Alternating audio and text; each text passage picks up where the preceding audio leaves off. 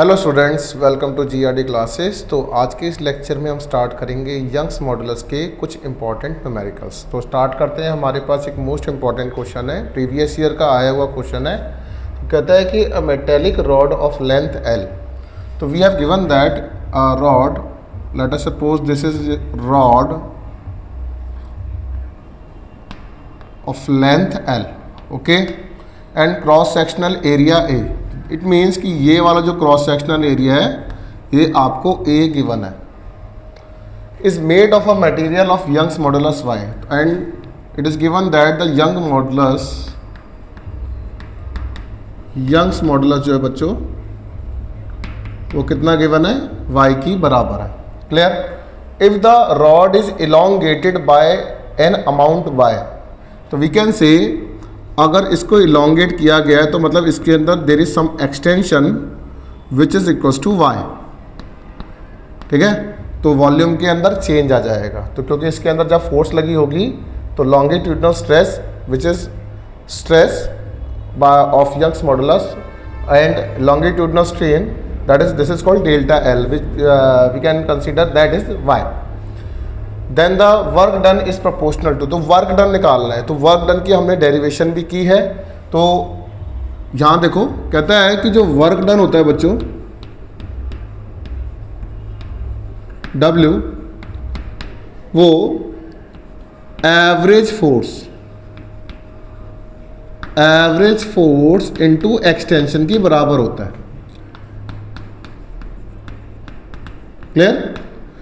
Average force मतलब initially इस पर कोई फोर्स एक्ट नहीं हो रही थी, जब हमने इसके अंदर स्ट्रेस दिया तो there is some change in length. तो we can say average force जो हुआ होगा तो वो कितना हुआ होगा, F/2। और जो इसके अंदर एक्सटेंशन प्रोड्यूस हो रही है तो y रिप्रेजेंट कर रहा है बच्चों एक्सटेंशन को। ओके, तो एक्सटेंशन जो है बच्चों यहाँ पर y है। अब जब जितनी एक्सटेंशन होगी तो अब total length L plus y हो गई है ना। तो that is change in volume हो गया। तो वॉल्यूम से मैंने इसको मल्टीप्लाई एंड डिवाइड कर दिया। वॉल्यूम से multiply which is area into length, और नीचे भी वॉल्यूम से ही मल्टीप्लाई कराया, that is area into length. And we know that कि जो यंग्स मॉडुलस होता है बच्चों वो F/A upon delta L by L होता है ना, which is F/A L by delta L. और यहाँ पर जो हमारे पास डेल्टा एल का काम कर रहा है वो y कर रहा है। ओके, तो ये जो एक्सटेंशन है वो किसके बराबर है, delta L which is equals to y, जो हमें क्वेश्चन में गिवन है। तो वी कैन से अगर मैं यहाँ पर देखूँ तो फोर्स अपॉन एरिया, ये तो हमारा दैट इज स्ट्रेस हो गया। अब यहाँ पर ओरिजिनल लेंथ वाई एल है। अब यहाँ पर मैंने क्या कर सकता हूँ, यहाँ पर मल्टीप्लाई एंड डिवाइड कर सकता हूँ। किससे कर सकता हूँ, y से मल्टीप्लाई और y से डिवाइड कर दिया। तो मैं क्या देख पा रहा हूँ, दैट इज l, यहाँ पर l, तो इसको मैं और क्या लिख सकता हूँ, F/A L अपॉन y। तो this is called Young's modulus, है ना। तो वी कैन से F/A बन रहा है और L अपॉन y भी बन रहा है। तो इतने चार जो मैंने सर्कल करे हैं तो इनको मैं क्या लिख सकता हूं बच्चों, दैट इज किसके बराबर, यंग्स मॉडुलस। तो वी कैन से ये जो वर्क डन हो गया वो half into Young's modulus F/A, that is F/A L upon y। ये सारा पार्ट मिलके क्या बना रहा है, यंग्स मॉडुलस बना रहा है ना।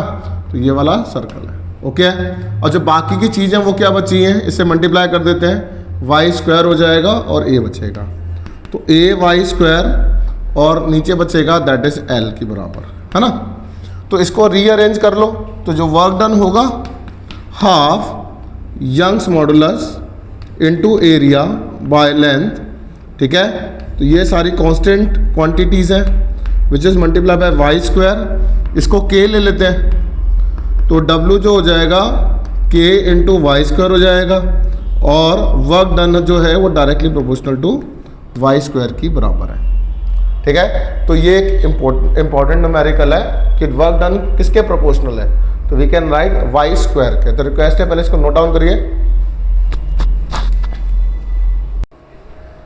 अब हमारे पास नेक्स्ट क्वेश्चन है, ये काफ़ी बार एग्जाम में पूछा गया है 1 मार्क्स का। तो कहता है कि the Young's modulus of elasticity for A and B are that is 1.1 into 10 की power 11 pascal and Y B that is Young's modulus of B जो है वो 2 इंटू 10 की पावर 11 पास्कल है। तो वी कैन से आंसर में जो यंग्स मॉडुलस ऑफ ए है वो 1.1 इंटू 10 की पावर 11 पास्कल है और यंग्स मॉडुलस ऑफ बी जो है वो 2 इंटू 10 की पावर 11 पास्कल है। ओके है। तो यहाँ पर ध्यान दो, जो यंग्स मॉडुलस बी का है वो साफ साफ नज़र आ रहा है, इसकी अमाउंट ज़्यादा है। तो we can say Young's modulus of B is greater than Young's modulus of A. आपने इतना लिखा, आपको आधा नंबर मिल जाएगा। अब इसका रीज़न भी लिखना है क्यों। तो कहता है कि जब मैं इसको कोई एक वायर है जिसकी ओरिजिनल लेंथ L है, ये A के लिए है बच्चों, ये B के लिए है। कहता है जब दोनों को सेम अमाउंट की स्ट्रेस देंगे तो लेस स्ट्रेन प्रोड्यूस होगी B में और इसमें ज़्यादा स्ट्रेन प्रोड्यूस हो जाएगा। तो ये ज़्यादा एक्सटेंशन प्रोड्यूस करेगा, ये कम करेगा। तो जिसके अंदर कम स्ट्रेन प्रोड्यूस होगी, ठीक है, जब subjected to the same stress, जिसमें लेस स्ट्रेन प्रोड्यूस होगी उसका यंग्स मॉडुलस ज़्यादा होगा। तो we can say when both are subjected to same stress, less strain produced in B। तो जिसके कारण क्या होगा, यंग्स मॉडुलस B का ज़्यादा होगा, दैट इज A से। नोट डाउन करिए बच्चे से। इस क्वेश्चन में हमें यह बोला गया है कि the Young's modulus of a wire of length L and radius R is Y। ये बड़ा ही इंपॉर्टेंट क्वेश्चन है क्योंकि अगर आपको बेसिक क्लियर नहीं है तो ये क्वेश्चन आपको करना बिल्कुल ही गलत होगा आपके लिए। कहता है एक नॉर्मल वायर है जिसकी ओरिजिनल लेंथ बच्चों L है, ठीक है, यंग्स मॉडुलस का क्वेश्चन है, और इसका रेडियस बच्चों R है और इसका यंग्स मॉडुलस Y है। अगर इस मैं लेंथ को रिड्यूस टू L/2 कर दूं और रेडियस को R/4 कर दूं तो इसका यंग्स मॉडुलस पे क्या फ़र्क पड़ेगा।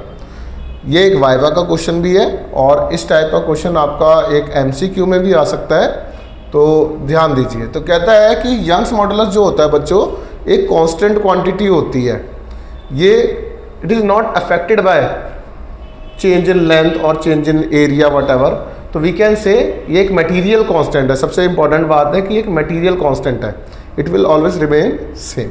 तो इसको याद रखेंगे कि यंग्स मॉडुलस जो होता है बच्चों वो एक मटेरियल का कांस्टेंट होता है। क्लियर। तुम उसकी लेंथ को बच्चों 4 बार इंक्रीज करो, डिक्रीज करो, रेडियस को 4 टाइम्स करो, 10 टाइम्स करो, n टाइम्स करो, कोई फर्क नहीं पड़ेगा क्योंकि यंग्स मॉडुलस जो है एक मटेरियल कांस्टेंट। तो we can say Young's modulus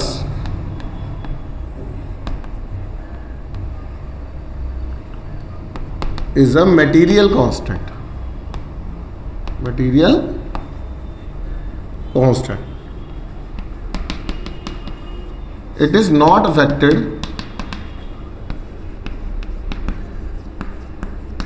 affected by change in configuration. It will remain same. It will remain same.